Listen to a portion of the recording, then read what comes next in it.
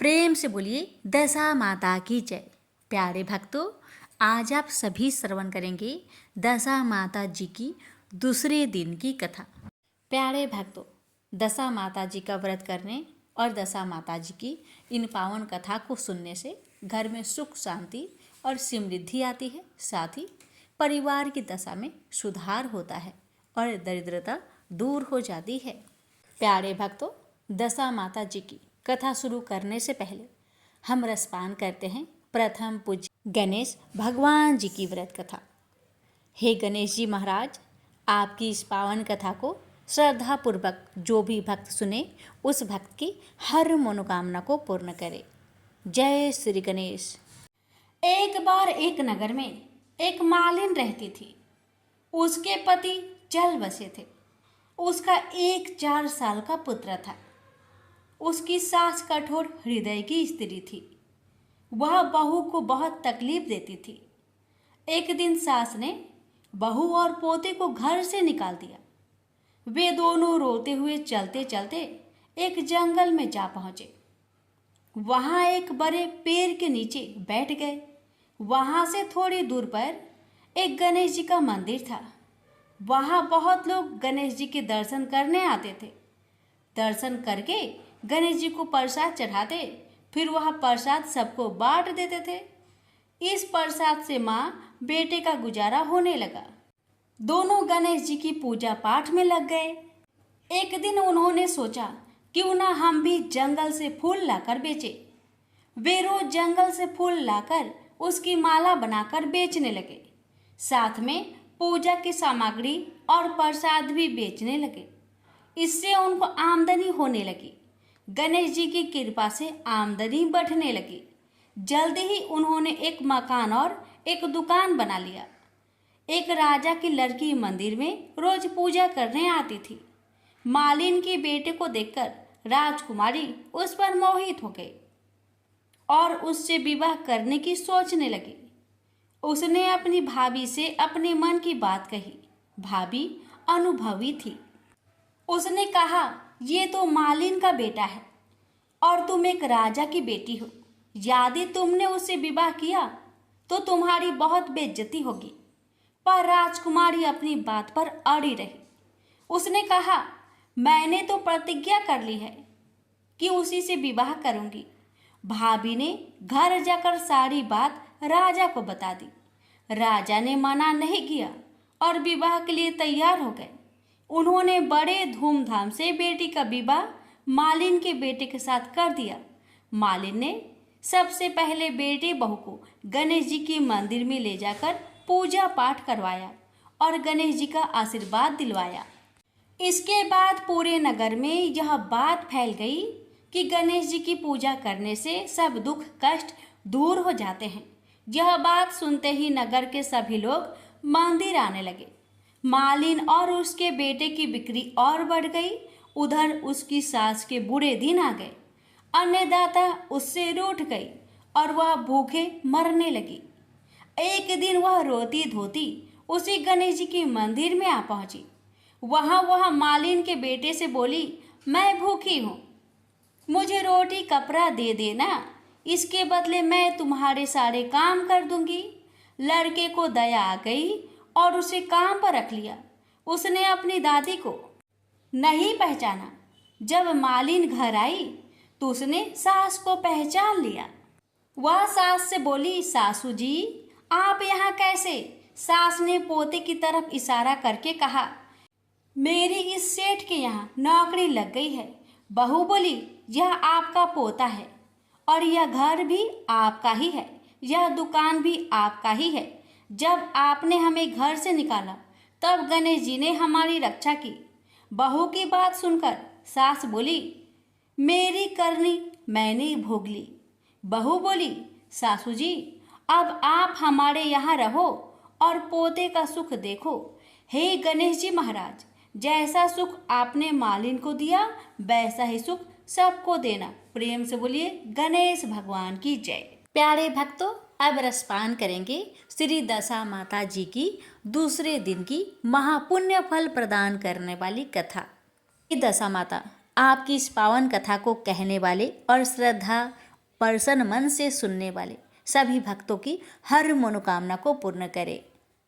प्रेम से बोलिए दशा माता जी की जय। कथा इस प्रकार है। एक घर में सास बहू रहती थी। बहू का पति विदेश गया था। एक दिन सास ने बहू से गांव में से आग लाकर भोजन बनाने के लिए कहा। बहू गांव में आग लाने गई, पर किसी ने भी उसे आग नहीं दी और उससे कह दिया कि जब तक दशा माता की पूजा न हो जाती तब तक आग नहीं मिलेगी। बेचारी बहू खाली हाथ घर लौट आई। उसने सास को बताया कि गांव भर में आज दशा माता की पूजा है, इसलिए कोई आग नहीं दे रहा है।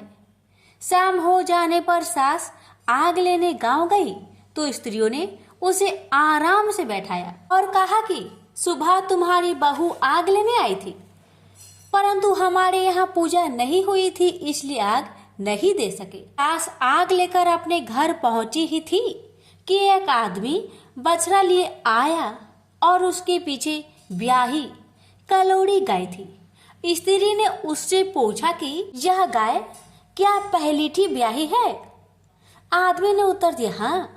उसने फिर पूछा कि बछड़ा है या बछिया? उसने जवाब दिया कि बछड़ा है। सास ने घर जाकर बहू से कहा आओ हम दोनों ही दशा माता के गंडे ले और व्रत करें। दोनों सास बहू ने गंडे लिए। सवेरे व्रत आरंभ किया। 9 व्रत पूरे हो जाने पर 10वें दिन गंडे की पूजा की। सास बहू दोनों ने मिलकर गोल गोल 10 अर्थात कुल 20 फेरे बनाए। 21वां एक बड़ा फेरा गाय को दिया। पूजन समाप्त होने पर सास बहू दोनों पारण करने बैठी। उसी समय बुढ़िया के बेटे ने विदेश से आकर दरवाजे पर आवाज लगाई। आवाज सुनकर माँ ने मन में सोचा कि क्या हर्ज है, उसे जरा देर ठहरे दो, मैं परायण करने के बाद किवाड़ खोलूंगी। हर बहू ने आवाज सुनी तो उसे ठहरने का साहस नहीं हुआ। अपनी थाली का अन्न इधर उधर करके झट पानी पीकर उठ खड़ी हुई। उसने जाकर किवाड़ खोले। पति ने उससे पूछा कि अम्मा कहाँ है? बहू ने उत्तर दिया कि वह तो अभी पारण कर रही है। तब पति बोला मैं तेरे हाथ का जल नहीं पीऊंगा, क्योंकि मैं 12 बरस में घर आया हूँ। इतने दिनों तक न जाने तू किस प्रकार रही होगी। अम्मा आएगी, वह जल लाएगी, तभी जल पीऊंगा। यह सुनकर स्त्री चुपचाप बैठ गई। इतने में उसकी अम्मा पारण कर अपनी थाली धोकर पी चुकी। तब वह लड़के के पास गई। लड़के ने सादर उसके पैर छुए। अम्मा उसे आशीर्वाद देकर भीतर घर में ले गई। माता ने थाली परोस कर रखी। बेटा भोजन करने लगा। उसने हाथ में पहला ग्रास लिया ही था कि फेरों के वे टुकड़े जो बहू ने अपनी थाली में फेंक दिए थे अपने आप उछलकर उसके सामने आने लगे। बेटे ने माँ से पूछा यह सब क्या हो रहा है माँ? माँ बोली मैं क्या जानूं, बहू जाने। यह सुनकर बेटा आग बबूला होकर बोला ऐसी बहू मेरे किस काम की जिसके चरित्र की तू साक्षी नहीं है? उसको मैं घर में नहीं रख सकता। इसे अभी घर से निकालो। यदि यह घर में रहेगी तो मैं घर में नहीं रहूंगा। माँ ने बेटे को व्रत के पारण का सब हाल बताकर हर तरह से समझाया, परंतु वह मानने को तैयार नहीं हुआ। वह यही कहता रहा कि इसे घर से बाहर करो तो मैं रह सकता हूँ। माँ ने सोचा कि बहू को थोड़ी देर के लिए बाहर कर देती हूँ। जब लड़के का गुस्सा उतर जाएगा तब बहू को बुला लूंगी। बुढ़िया ने बहू से कहा देहरी के बाहर जाकर उसारे के नीचे खड़ी हो जा। जब बहू उसारे के नीचे खड़ी हुई तो उसारा बोला मुझसे हटकर खड़ी हो, मैं दशा माता की विरोधी को छाया नहीं दे सकता। इस पर वह वहां से चलकर घीरोची के पास गई। घीरोची बोली मुझसे हटकर खड़ी हो, मुझे इतना भार घरों का नहीं जितना तेरा है। वह वहां से हटकर धूड़े के ढेर पर खड़ी हो गई। धूड़े का ढेर बोला मुझे इतना भार कूड़े का नहीं जितना तेरा है, चल यहाँ से हटकर कहीं और खड़ी हो जा। इस प्रकार उसे कहीं भी खड़ा होने नहीं दिया गया। वह अपने मन में बहुत दुख मान रही थी। वह जंगल में चली गई।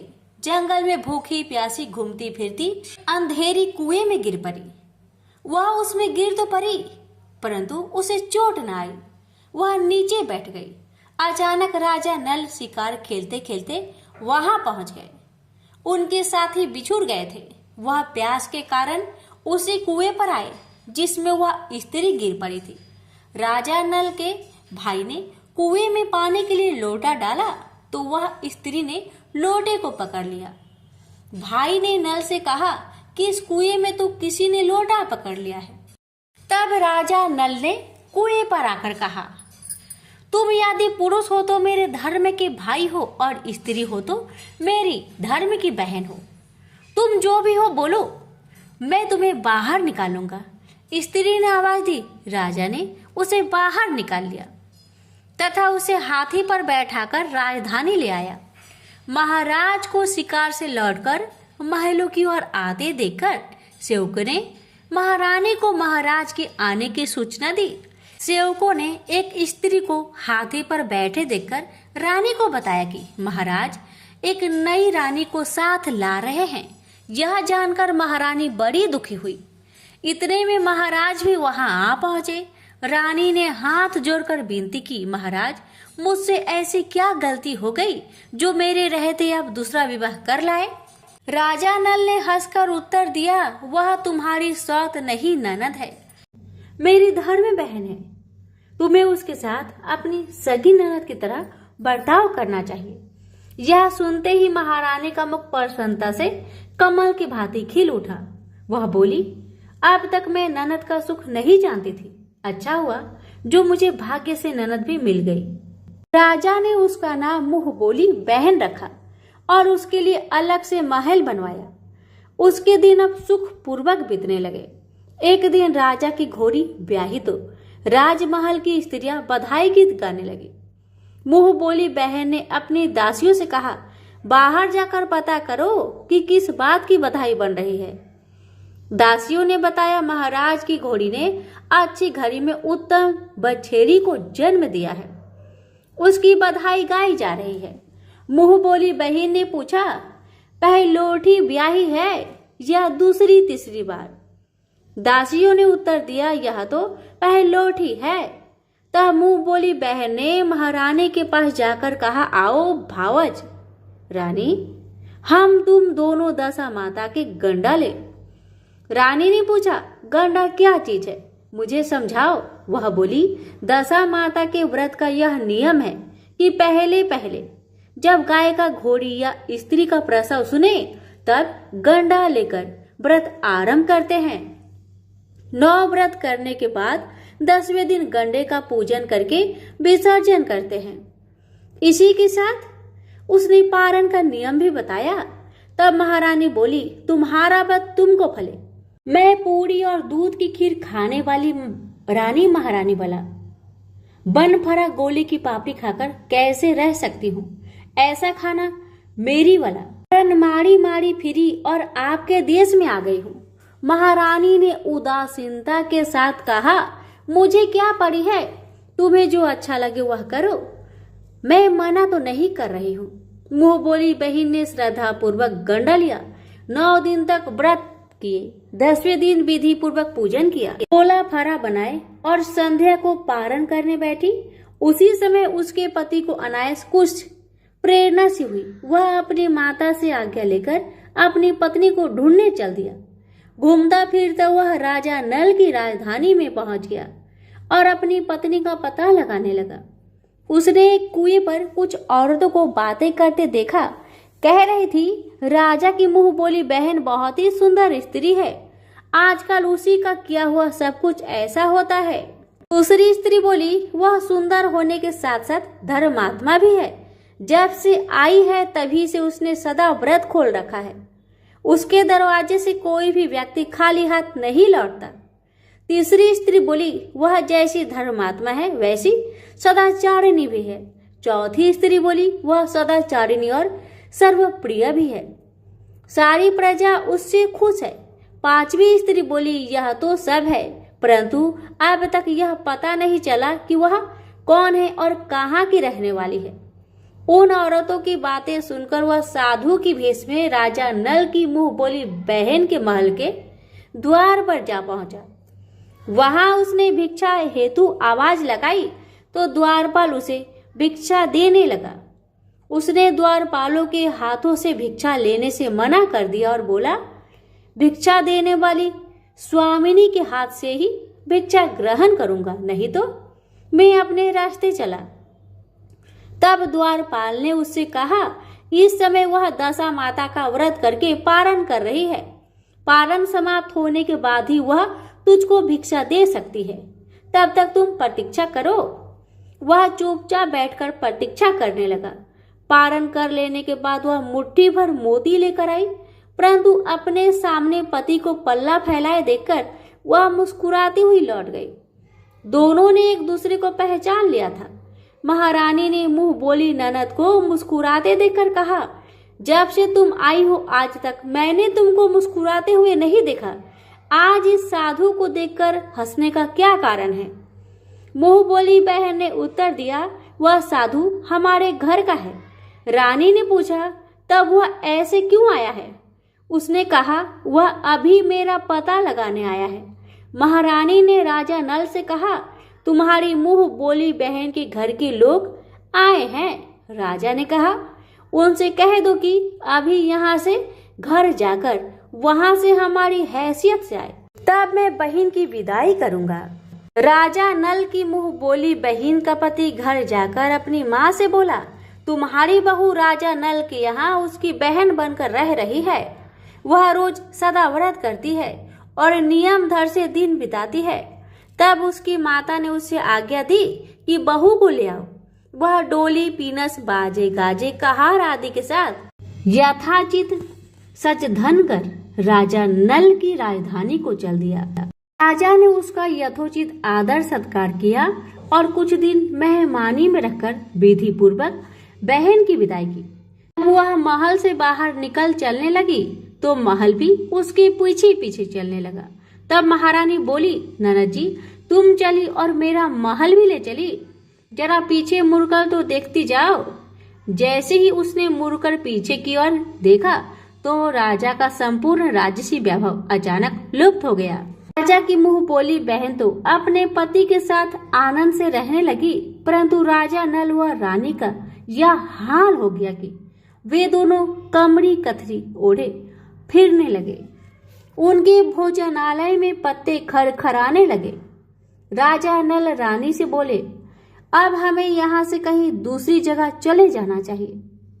रानी पतिव्रता स्त्री थी, उसने राजा की आज्ञा मान ली। चलते चलते वे एक गांव के पास पहुंचे। वहां पर बैरी के पेड़ पर बैर लगे हुए थे। राजा रानी दोनों भूखे थे। उन्होंने बैरों को उठाया तो बैर लोहे के हो गए। इस प्रकार राजा रानी जिस वस्तु को भी हाथ लगाते वह कंकर पत्थर में बदल जाती थी। इतने पर भी राजा रानी आगे बढ़ते गए। रास्ते में उन्हें एक व्यापारी मिला। व्यापारी ने राजा रानी को पहचान लिया। उसने राजा रानी के भोजन के लिए सैर भर आटा दिया। वे आटा लेकर एक नदी किनारे गए। महारानी भोजन बनाने लगी और राजा नल स्नान करने चले गए। उस नदी में मछुआरे मछलियां पकड़ रहे थे। मछुआरों ने राजा को 4 मछलियां दी। रानी ने मछलियां भूनकर रोटियां बना ली। राजा नल भोजन करने बैठे तो रोटियां ईंट में परिवर्तित हो गई और मछलियां उछलकर नदी में चली गई। यहाँ से चलकर राजा रानी अपनी मुंह बोली बहन के यहाँ गए। बहन को जब पता चला कि भाई भौजाई आए हैं तो उसने पूछा, कैसे आए हैं? रानी ने कहा कि लटके चिथरा भूखे कुकरा ऐसे आए। और कैसे आते? यह सुनकर उसे बड़ा लज्जा आई। उसने रानी राजा को एक कुम्हार के यहाँ ठहरा दिया। शाम को थाल सजाकर बहन स्वयं भौजाई से मिलने कुम्हार के घर गई। उसने भौजाई के सामने थाल रखा तो भौजाई ने कहा कि इस थाल में जो कुछ भी है उसे कुम्हार के चक्के के नीचे रख दो और चली जाओ। ननद थाल का सामान चक्के के नीचे रखकर चली गई। थोड़ी देर में राजा ने आकर रानी से पूछा, कहो बहन आई थी, क्या लाई थी? रानी ने कहा, आई तो थी पर जो कुछ लाई थी मैंने इसे चक्के के नीचे रखवा दिया है। राजा ने वहां देखा तो वहां कंकर पत्थरों के सिवा कुछ भी नहीं था। राजा को समझते देर न लगी कि ये सब कुदशा के कारण हो रहा है। भला वह मेरे लिए कंकर पत्थर क्यों लाएगी? अब राजा रानी वहां से चलकर अपने मित्र के घर गए। मित्र को लोगों से पता चला तो उसने उससे पूछा कैसे आना हुआ। उन्होंने उत्तर दिया, कमरी ओढ़े, कथरी बिछाए, मांग मांग कर खाए, ऐसे आए और कैसे आए। मित्र ने दुखी होकर कहा, कोई हानि नहीं, जैसे आए वैसे अच्छे आए। मित्र है, उन्हें महलों में ले आओ। मित्र ने उन दोनों का स्वागत किया, स्वादिष्ट भोजन करवाया, एक कमरे में उनके लिए पलंग बिछवा दिए। उस कमरे में खूंटी पर 9 लखा हार टंगा था और पलंग की पाटी पर बुजेरिया खड़ा रखा था। आधी रात के समय राजा तो सो गए, परंतु रानी जाग रही थी। रानी ने देखा कि हार वाली खूंटी के पास दीवार में एक मोर का चित्र बना है। मोर धीरे धीरे हार को निगल रहा है। रानी ने राजा को जगाकर वह दृश्य दिखाया। राजा ने सोचा यहाँ से चुपचाप भाग चलना चाहिए, नहीं तो सवेरे चोरी का कलंक लगेगा। तब मित्र को क्या मुख दिखाएंगे। बेचारे राजा रानी रात में ही उठकर जंगल की तरफ चल गए। दोनों चलते चलते एक दूसरे राजा की राजधानी में पहुंचे। वहां अतिथि और भिक्षुकों को सदाव्रत दिया जाता था। ये दोनों भी सदाव्रत लेने गए, परंतु उस समय सदाव्रत बंद हो चुका था। वहां के अधिकारियों ने कहा, यह लोग न जाने कहां से अभागे आए हैं कि इन्हें देने के लिए कुछ भी बचा नहीं, फिर भी इन्हें एक मुट्ठी चने दे दो। उन्होंने इस प्रकार से अनादर और कुवाच्य से दान लेना अस्वीकार कर दिया। वे दानाध्यक्ष की निंदा करते हुए बोले कि ऐसी कंजूसी है तो सदाव्रत देने का नाम ही क्यों करता है। दानाध्यक्ष बोला, यह तो बड़ा घमंडी भिक्षुक लगता है, भीख भी मांगता है और गाली भी देता है, इसको हवालत में डाल दो। इस प्रकार दोनों को एक कोठरी में बंद कर दिया गया। एक एक मुट्ठी चने दोनों को खाने के लिए मिलने लगे। जिस कोठरी में राजा रानी को बंद किया गया था उसी के पास आम रास्ता था। एक महत रानी राजा की घुड़सवार को साफ कर उसी रास्ते से निकला करती थी। एक दिन वह बहुत देर से निकली। रानी उससे पूछने लगी कि आज तुम्हें इतनी देर कैसे हो गई। वह बोली कि आज राजा की घोड़ी ब्याही थी, उसकी टहल में देर हो गई। रानी ने पूछा कि घोड़ी पहली बार ब्याही है या दूसरी तीसरी बार। महत रानी ने बताया, पहली बार। फिर रानी ने पूछा, बछेरा हुआ या बछेरी। महत रानी ने बताया कि बहुत अच्छा बछेरा हुआ है। यह सुनकर रानी ने राजा से कहा, एक बार मैंने तुम्हारी मुंह बोली बहन के गंडे का अनादर किया था, उसी दिन से हमारी दशा बदल गई है। मैं आज दशा माता का गंडा लेना चाहती हूँ। राजा ने कहा, परंतु यहाँ पूजा की सामग्री कहाँ से आएगी, उसके नियम धर्म का पालन कैसे होगा। रानी ने उत्तर दिया, वही दशा माता सब कुछ करेगी, मैं तो उन्हीं का नाम लेकर गंडा लेती हूँ, फिर जो होगा देखा जाएगा। रानी ने 9 तार राजा की पगड़ी से एक तार में अपने आंचल का लेकर गंडा तैयार किया और उसी समय से व्रत करने लगी। थोड़ी देर में वहां का राजा अपनी घोड़ी को देखने के लिए उसी रास्ते से निकला। राजा ने नल दमयंती को कोठरी में बंद देखकर पूछा कि वे लोग कौन हैं और इनका अपराध क्या है। पहरेदारों ने कहा, ये लोग भिक्षा लेने आए थे, ये आपको आशीर्वाद देने के बदले गालियां देते थे। इसी कारण दानाध्यक्ष ने इन दोनों को कैद में डाल दिया है। राजा ने कहा, यह तो इनका कोई अपराध नहीं है, इनको मनोवांछित भिक्षा न मिली होगी इसलिए ये गालियां देने लगे होंगे। इनको संतुष्ट करना चाहिए था ना, कि कैद में डाल देना चाहिए। इनको अभी रिहा करो। राजा की आज्ञा से उसी समय दोनों को कोठरी से बाहर निकाला गया। राजा उसके पाँव में पद्म और माथे पर चंद्रमा देखकर पहचान गया कि यह तो राजा नल और दमयंती है। इस पर उसने दोनों से हाथ जोड़कर क्षमा मांगी और हाथी पर बैठाकर अपने महल में ले गया। कुछ दिन बाद राजा के यहाँ रहकर उन दोनों ने पूरे राजसी ठाठ के साथ अपनी राजधानी की ओर प्रस्थान किया। रास्ते में वे पहले अपने मित्र के यहाँ गए। मित्र ने राजा नल की आने की खबर सुनकर लोगों से पूछा, मित्र आए तो कैसे आए? लोगों ने कहा, आपकी बार तो राजसी ठाट बाट के साथ हाथी, घोड़े, डंका, निशान, पालकी, पीनस एवं फौज को साथ लेकर आए हैं। मित्र ने कहा, अच्छी बात है, आने दो। मेरे लिए तो जैसे तब थे वैसे अब भी है, आखिर है तो मित्र ही। राजा रानी मित्र के महल में गए। मित्र ने उनको आदर सत्कार के साथ उसी स्थान पर ठहराया जिस स्थान पर पहले ठहराया था। आधी रात के समय जब राजा सो रहे थे और रानी पैर दबा रही थी, तब रानी ने देखा कि मोर का चित्र जो पहले हार को निगल रहा था उसे उगल रहा है। रानी ने राजा को यह दृश्य दिखाया। राजा नल ने अपने मित्र को बुलाकर यह दिखाया। मित्र बोला कि मैंने तब तुमको न तब चोरी लगाई थी, न अब लगाता हूँ। यह दृश्य कुदशा का फल था। आप निश्चिंत रहिए, मेरे मन में कोई मैल नहीं है। मित्र के यहाँ से चलकर राजा रानी अपनी मुंह बोली बहन के यहाँ गए। उसने जब सुना कि राजा भैया आ रहे हैं तो उसने लोगों से पूछा, कैसे आ रहे हैं? लोगों ने कहा, इस प्रकार राजा को आना चाहिए उसी प्रकार से आ रहे हैं। उसने कहा, उनको महल में ले आओ। जब राजा नल की हाथी बहन के महल की ओर बढ़ा, तब रानी ने कहा, आप अपनी बहन के घर जाइए, मैं उसी कुम्हार के घर पर रहूंगी जिसके यहाँ पहले ठहरी थी। राजा ने कहा, जिस कारण इतने दुख उठाए तुम फिर उससे झगड़ा लेना चाहती हो, यह तुम अच्छा नहीं कर रही हो। परंतु रानी नहीं मानी। वह कुम्हार के घर पर ठहरी। राजा बहन के घर चले गए। शाम को राजा की बहन भाऊज को लेने थाल सजाकर चली। उसने भाऊज के सामने थाल रख दिया।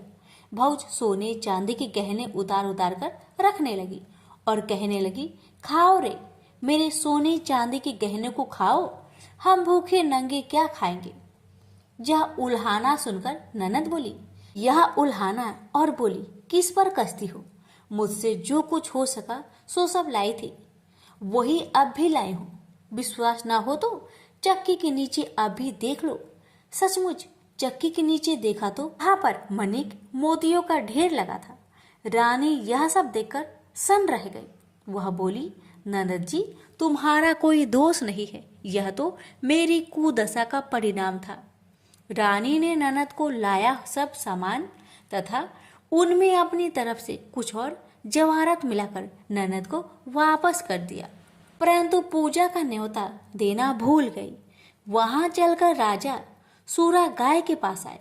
गाय ने सेना सहित राजा को भरपेट दूध पिलाया। वहां से आगे चलकर वे नदी के तट पर पहुंचे तो वह डेरा डाला। भोजन बनवाया गया। जब राजा भोजन करने बैठे तो उसी समय नदी से उछलकर गिरी हुई भुनी भुनाई मछलियां अपने आप गिर पड़ी। वो रोटियां जो ईंट बन गई थी फिर रोटियां बन गई। राजा ने कहा, ये सब क्या हो रहा है? कुछ समझ में नहीं आता। रानी ने बताया कि ये रोटियां और मछलियां वो ही हैं जो उस दिन हमें नसीब में नहीं मिली थी। यदि आपसे उस समय कहती कि तली हुई मछलियां जल में उछल कर गई और रोटियां ईंट बन गई तो आप कदापि भी इसे सच न मानते। इसी कारण मुझे बहाना बनाना पड़ा था। अब राजा रानी अपनी राजधानी की तरफ आगे बढ़े। जब राजा की फौज अपनी राजधानी के समीप पहुंची तो वहां के लोगों ने समझा कि दूसरे राजा ने राजधानी पर आक्रमण कर दिया है। वे घबरा गए। वहां के लोग नजराना लेकर राजा से मिलने गांव के बाहर आए, परंतु यह क्या? यह तो अपने राजा है। लोगों की प्रसन्नता का ठिकाना न रहा। वे श्रद्धा भक्ति के साथ महाराज के आगे चलकर उन्हें उनके महल में ले गए। रानी राजा ने महल में प्रवेश किया। रानी ने तुरंत दशा माता का पूजा का प्रबंध किया। उसने उस पूजा में नगर की सब सौभाग्यशाली स्त्रियों को बुलवाया। भगवती की भोग के लिए सब प्रकार के पकवान बनवाए। आटे की 10 बत्तियां, 10 शक्कर की गुजियों और 10-10 अठवाइया सुहागिनों के आंचल में डाली। सुहागिनों का श्रृंगार आदि करके दशा माता की पूजा प्रारंभ हुई। कलश स्थापित करके दीपक को प्रज्वलित किया गया, परंतु उसकी बत्ती नहीं जली। इस पर पंडितों ने कहा कि न्योता पाने वाला न्योतने को तो नहीं रह गया है, स्मरण किया जाए, उसके आने पर दीपक जल जाएगा। रानी ने सोच विचारने पर बताया कि ननद न्योतने से रह गई है। पंडितों ने कहा कि उसे फौरन बुलाया जाए। राजा ने अपना दूतगामी रथ भेजकर अपनी मुंह बोली बहन को बुलवाया। उसके आते ही कलश की मणिक प्रज्वलित हो गया। बड़ी धूमधाम से पूजा की गई। अंत में सुहागिनों को भोजन कराकर विदा किया गया। उसी समय राज्य में आज्ञा जारी की, मेरी प्रजा के लोग दशा माता का व्रत किया करें। भगवती माता ने जिस प्रकार राजा नल के दिन फेरे, उसी प्रकार सबके फेरे। प्रेम से बोलिए दशा माता की जय। प्यारे भक्तों, अब आप श्रवण करेंगे हर व्रत कथा के साथ सुनी जाने वाली लापसी तापसी की व्रत कथा। और प्यारे भक्तों, दशा माता जी की तीसरे दिन की कथा सुनने के लिए हमारे चैनल को सब्सक्राइब कर लीजिएगा। आज की कथा सुनने के लिए आप सभी को बहुत बहुत धन्यवाद। तो आइए रसपान करें लापसी तापसी की कथा। एक लापसी था, एक तपसी था। तपसी हमेशा भगवान की तपस्या में लीन रहता था। लापसी रोजाना सवा सेर की लापसी बनाकर भगवान का भोग लगाकर जीम लेता था। एक दिन दोनों लड़ने लगे। लापसी बोला, मैं रोज भगवान की तपस्या करता हूँ, इसलिए मैं बड़ा हूँ। लापसी बोला कि मैं रोज भगवान को सवा सेर लापसी का भोग लगाता हूँ, इसलिए मैं बड़ा हूँ। नारद जी वहां से गुजर रहे थे। दोनों को लड़ता देखकर उनसे पूछा कि क्यों तुम लड़ रहे हो। लापसी ने खुद को बड़ा होने का कारण बताया और तपसी ने अपना कारण बताया। नारद जी बोले, तुम्हारा फैसला मैं कर दूंगा। दूसरे दिन लापसी और तपसी नहाकर अपनी रोज की भक्ति करने आए तो नारद जी ने छुपकर 1.25 करोड़ की एक एक अंगूठी उन दोनों के आगे रख दी। तपसी की नजर जब अंगूठी पर पड़ी तो उसने चुपचाप अंगूठी उठाकर अपने नीचे दबा ली। लापसी की नजर अंगूठी पर पड़ी, लेकिन उसने ध्यान नहीं दिया। भगवान को भोग लगाकर लापसी खाने लगा। नारद जी सामने आए तो दोनों ने पूछा कि कौन बड़ा। तो नारद जी ने तपसी को खड़ा होने को कहा। वो खड़ा हुआ तो उसके नीचे दबी अंगूठी दिखाई पड़ी। नारद जी ने तपसी से कहा, तपस्या करने के बाद भी तुम्हारी चोरी करने की आदत नहीं गई, इसलिए लापसी बड़ा है और तुम्हें तुम्हारी तपस्या का कोई भी फल नहीं मिलेगा। तपसी शर्मिंदा होकर माफी मांगने लगा। उसने नारद जी से पूछा, मुझे मेरी तपस्या का फल कैसे मिलेगा। नारद जी ने कहा, यदि कोई गाय और कुत्ते की रोटी नहीं बनाएगा तो फल तुझे मिलेगा। यदि कोई ब्राह्मण को भोजन करवाकर दक्षिणा नहीं देगा तो फल तुझे मिलेगा। यदि कोई साड़ी के साथ ब्लाउज नहीं देगा तो फल तुझे मिलेगा। यदि कोई दिए से दिया जलाएगा तो फल तुझे मिलेगा। यदि कोई सारी कहानी सुने लेकिन तुम्हारी कहानी नहीं सुने तो फल तुझे मिलेगा। उसी दिन से हर व्रत कथा कहानी के साथ लापसी तापसी की कहानी भी सुनी और कही जाती है। प्रेम से बोलिए लक्ष्मी नारायण की जय।